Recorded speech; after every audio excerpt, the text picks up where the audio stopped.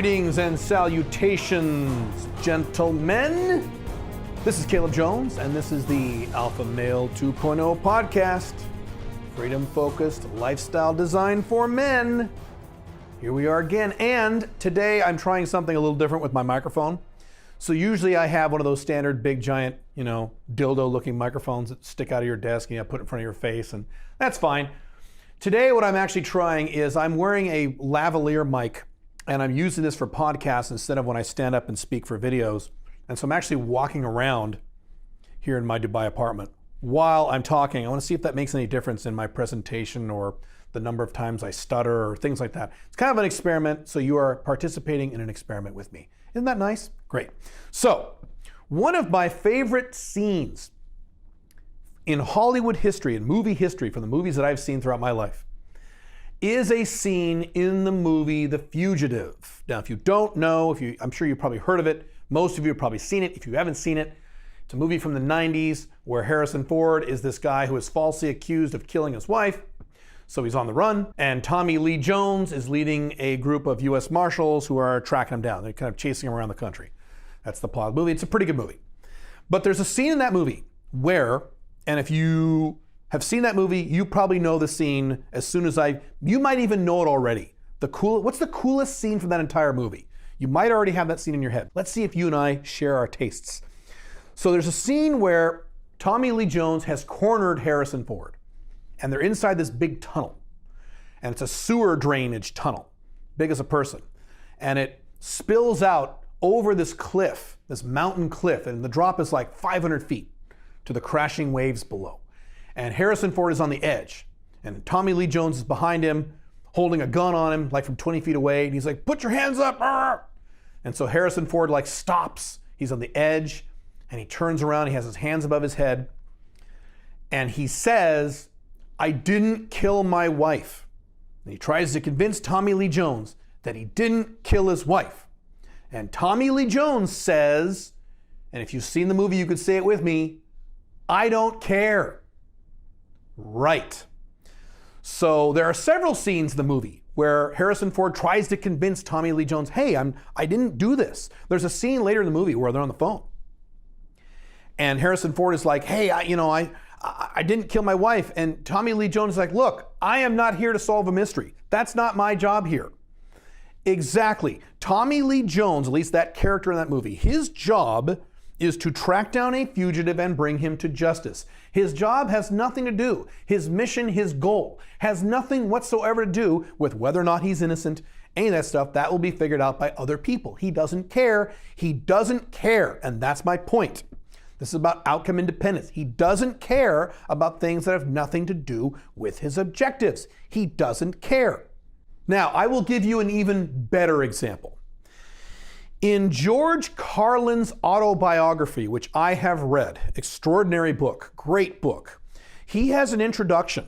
And in the introduction, he definitively defines his key difference between himself and just about every other stand-up comedian ever.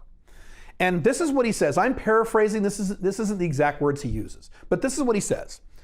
He says, "Look, I am here to observe the world and comment on what I see, and comment on the problems I see the world having as an objective observer." He said the problem with other comedians, and boy is he right about this, the problem with other comedians is that when they do this, they introduce their own bias into it. So they'll say something about homeless or whatever, gun control, or George W. Bush or Donald Trump, whatever it is. They'll say something about some political issue or some issue, and then they will immediately roll into content that clearly shows they have a bias. They care about that issue. They care if that issue goes one way or the other. And he said, "I don't care. I don't have that problem. I don't give a fuck what happens about these issues, the environment, whatever." And if you know George Carlin's material, he's commented on all kinds of issues. But the reason he was so special and so different and so unique and so wonderful to listen to is because you could tell he didn't give in at least most cases, he didn't give a fuck. He didn't care about the topic he was talking about. He didn't have a dog in the fight. He was able to comment on it rationally. And the beauty of George Carlin, one of the many beauties of that man, is that, and I appreciated this even when I was a young man watching him in the 80s and 90s, before I really understood why I liked this.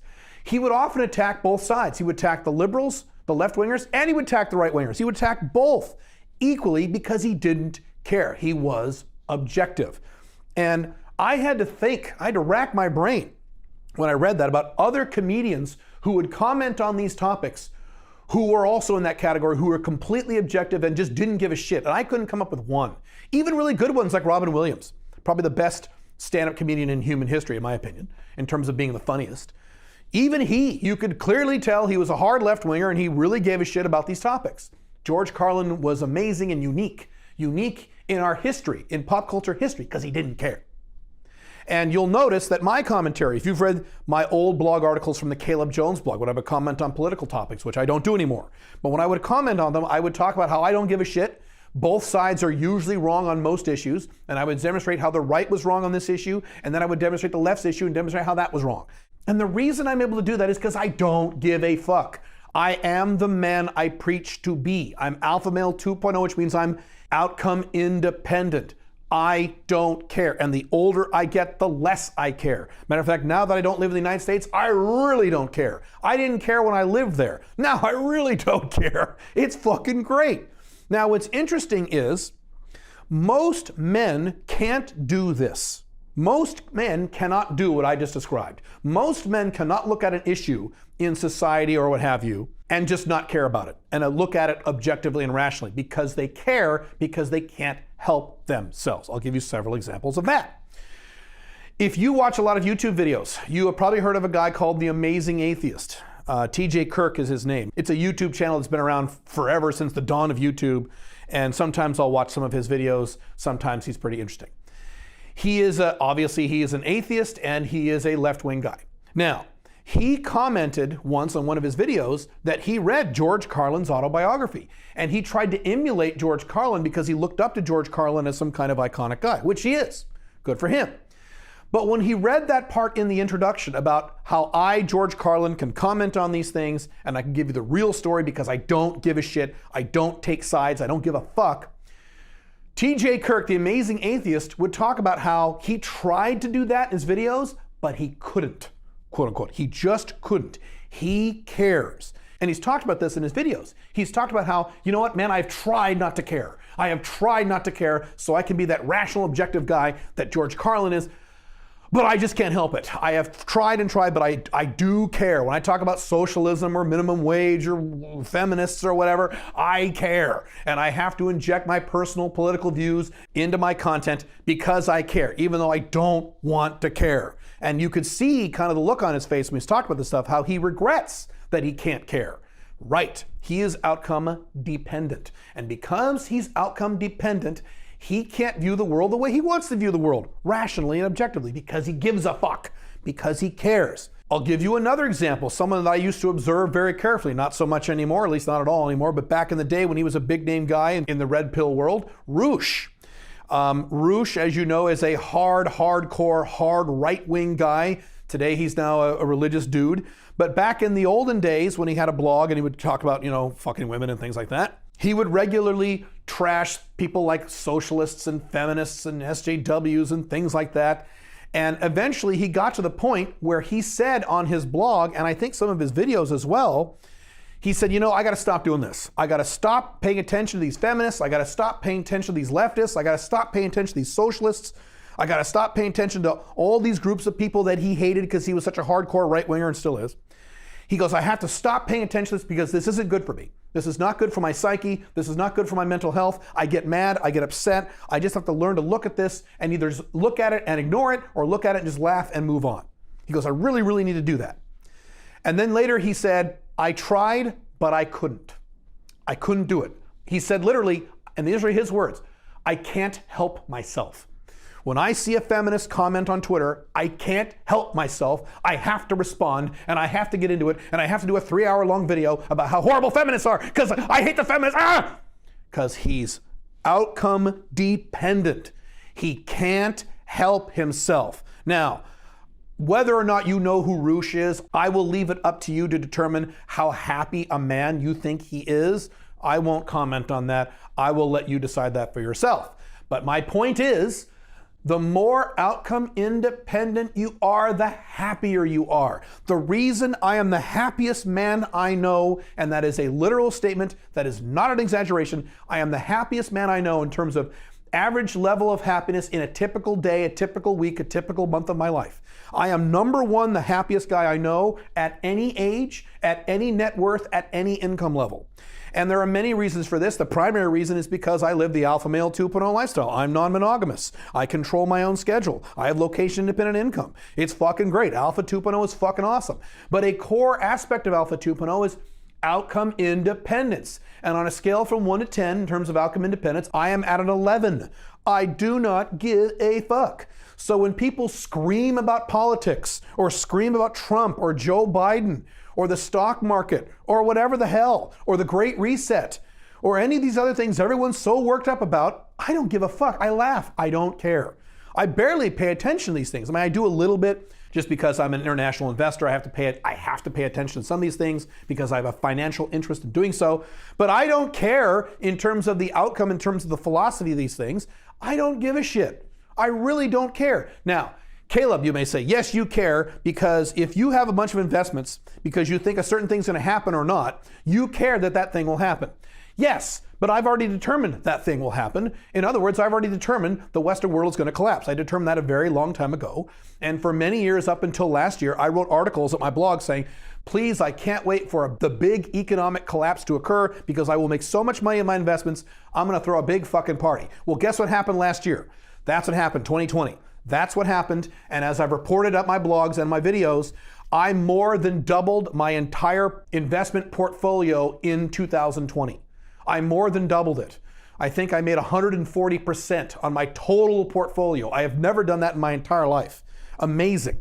I don't remember the specific percentage that I increased in my portfolio off the top of my head. I have to look at my spreadsheets. But I more than doubled my entire worth of my entire investment portfolio. Pretty impressive considering that a strong percentage of my portfolio is cash. It's just cash. That didn't make any money. Matter of fact, that went down a little bit because of inflation. I still more than doubled everything because I knew that was going to happen.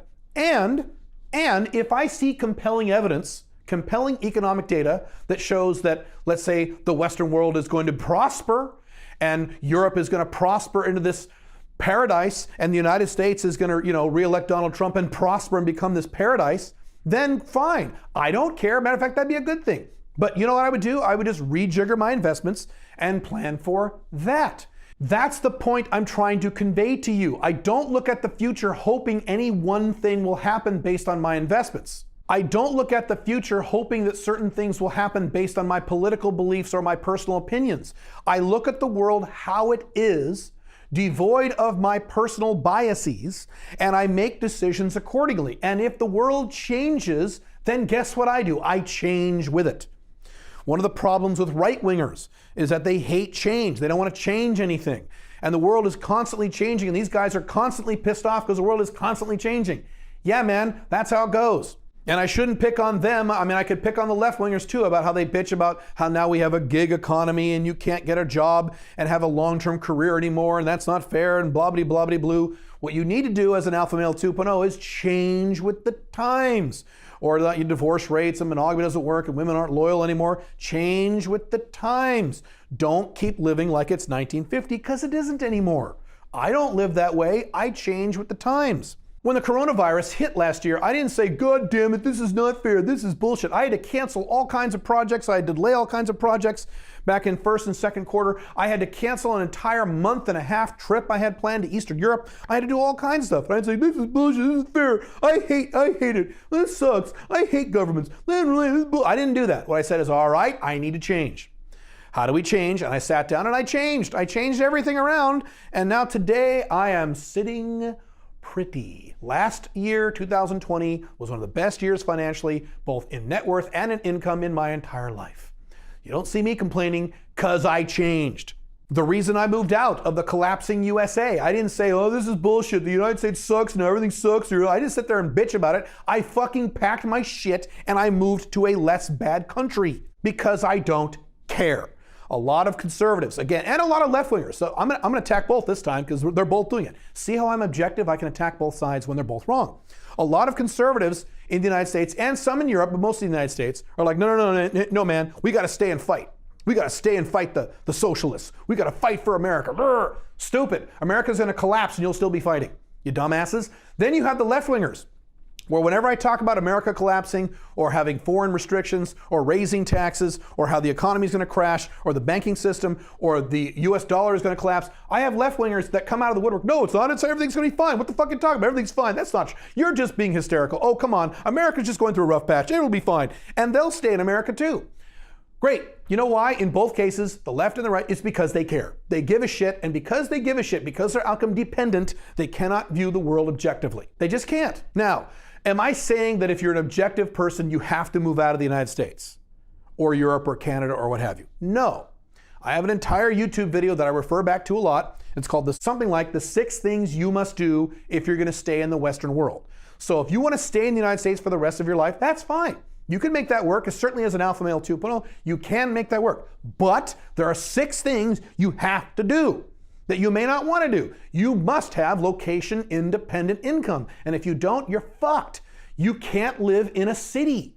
You have to live outside of a city. And if you stay in a city, God help you. If you stay in the United States or Europe and you stay in a city long term, I'm glad I'm not you, but you can't live in a city. But I want to live in a city in the United States. Well, then now you're back to giving a shit, and now you're back to creating future problems in your life. You have to have things like currency hedged investments. And go watch the video. I go through all the 6 things you need to do. So yes, you could stay in the United States, you could stay in the collapsing Western world and be okay as long as you do those 6 things. And if you refuse to do those 6 things, then likely you're not being rational, and likely, not necessarily, but likely the reason for that is you are outcome dependent. You give a shit. You have strong political or philosophical opinions that are coloring the way in which you view the objective world. By the way, this isn't just about moving out of your country or what have you. This is also about relationships and monogamy and things like that.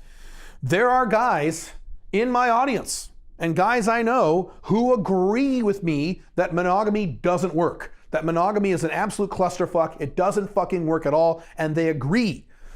But they have this philosophical, old school, 1950s guy viewpoint that, well, a man can fuck other women, but my girlfriend or my wife or the woman I'm dating, she can't fuck other guys because that's not the way women are supposed to behave.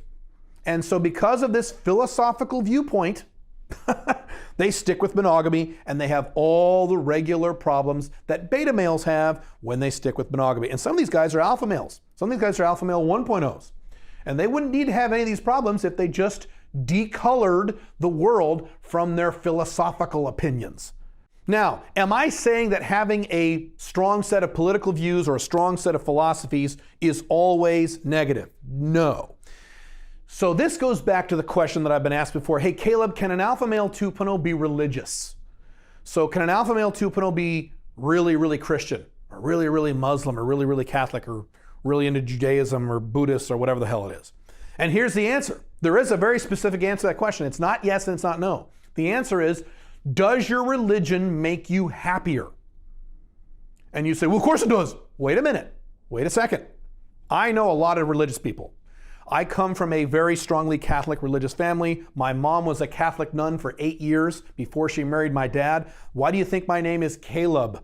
That's a biblical name from the Bible because my mom was a nun. So every boy in my family has a biblical name. Caleb, Joshua, Jeremiah, these are all people from the Bible, okay?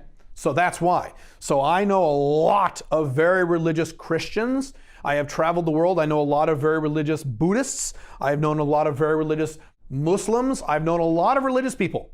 And I will tell you for a fact that there's 2 categories of hardcore religious people. There are religious people where their religion makes them more happy, and there's a hell of a lot of religious people where their religion makes them less happy. There are a lot. I'll use Christians as an example because that's an easy example, because most of you are in the Western world and thus most familiar with Christians. And you probably know what I'm talking about as I describe these 2 types of people. There are Christians who are just miserable people. I don't mean they're miserable. I mean they're miserable in terms of how they feel. They are furious about everything. They're angry about everything. All these people on Tinder having sex, and all these liberals getting elected to high office, and all these damn immigrants coming in here, and all this sin, and all this stuff. And they're because they're religious, it actually makes them less happy. If these people didn't have a religion, I don't mean they need to be atheists. I'm not an atheist. But if they just became agnostic, they just let their religion go, they would be happier people. Because they wouldn't look at the world through this lens of the world is bad and terrible and wrong because it's not conforming exactly to Christianity. Now, on the other side, yes, again, I'm objective. I'm telling you the facts. I'm not just giving you my opinions. There are also a lot of Christians I personally know and have met. One of them is my wife's stepfather, who are hardcore Christians, and being a hardcore Christian makes them happy. They're really happy, sweet people. They have a smile on their face, they're happy, they have a positive attitude toward life, and their religion has actually helped them develop this. That's fine. That even goes for crazy things like Scientology. If you're Scientology or whatever cult you're into, I don't give a shit. Again, I'm Malcolm Independent. I don't care. Whatever religious belief you have, even if it's considered culty or weird, if it honestly makes you happier, honestly, and you're not just saying that it is and pretending that it is and putting on a false front, because I see a lot of that too in the religious world. But if your religious beliefs honestly make you happy, then great. Embrace those things and that's fine. If your religion makes you unhappy, and boy do I know a lot of people all over the world of all religions, where their religion makes them fucking miserable. They were reasonably happy people before they became born again, and then they joined this religion and got crazy about it, and now they're pissed off and angry all the time. Then no, that is not a good thing to have a religion. So it depends on you. Does it honestly make you happy? Same thing with political beliefs. I am, as most of you know, a libertarian. I'm a real libertarian. I'm a minarchist libertarian. And I know a lot of libertarians who are really mad all the time, because governments just keep getting bigger and bigger and bigger and bigger and bigger and bigger, because that's what governments are designed to do. And voters in the Western world are morons, including Trump supporters, including left-wingers. They're all insane. I've talked about this in great detail in my blogs. So yes, that's the deal. And so there's a lot of libertarians who are just furious. They're just mad all the time. And there are libertarians like me who are really fucking happy and have a great outlook on life, and they're super joyous, and they have a great time, they live great lives because they've actually taken action building an international lifestyle or something similar to what I have, if not fully Alpha Male 2.0, something similar, where they really enjoy themselves. And they've designed a lifestyle that they enjoy, instead of the angry libertarian who's sitting there, in the middle of Chicago and just sitting in his apartment, ranting and screaming at the screen when he reads more stuff about what left-wingers are doing. You see the difference? So political beliefs, philosophies, religious beliefs, I'm not saying they're necessarily bad. They're fine if they enhance your life and actually make you happy. But in any respect, if you are hardcore outcome dependent on these things, it colors the way you view the world. And when you view the world in a way that it isn't, you cannot take right action. You will always take the wrong actions. You will do things like vote for Bernie Sanders because you want him to pay off your college loans, and that never happens. You will do things like vote for Donald Trump because you stupidly think he's going to make America great again and build a wall, which of course won't happen. You'll do all kinds of stupid shit that will infuriate you throughout the rest of your life because you give a shit. You shouldn't care. What should you care about? I'm at the end of this podcast, so I can't go into detail about that, but what should you care about? Number one, you. You should care about you. Fuck your society. Care about you first. Take care of you first. Secondly, if you have a spouse, you probably need to care about her. Yes. Thirdly, if you have children, most of you don't. So if you don't, great. If you do, you got to care about your children at least until they're 18. Once they're 18, then you can do whatever you want, because then they're adults. Maybe way down the list, you could give a shit about your parents. Maybe. Some parents don't deserve to be cared about, and some do. That really depends. And after that, it's your friends and whoever else you want, but that's it. You don't need to care about the world. You don't need to care about your country. You don't need to care about society, because I promise you, the world and society don't give a rat fuck about you, so you shouldn't care about them. I certainly don't, and I'm the happiest guy I know. Stop giving a shit. And if you're one of these guys that, quote, can't help it, work on that, because you can't be happy if you, quote, can't help it. If you want more resources from me, you can go to calebjones.com. All of my books are there, my online courses. I have several coaching programs. I'm here to help you design a better life. If you're interested in that, go for it. Otherwise, I will see you very soon. Have fun. Bye.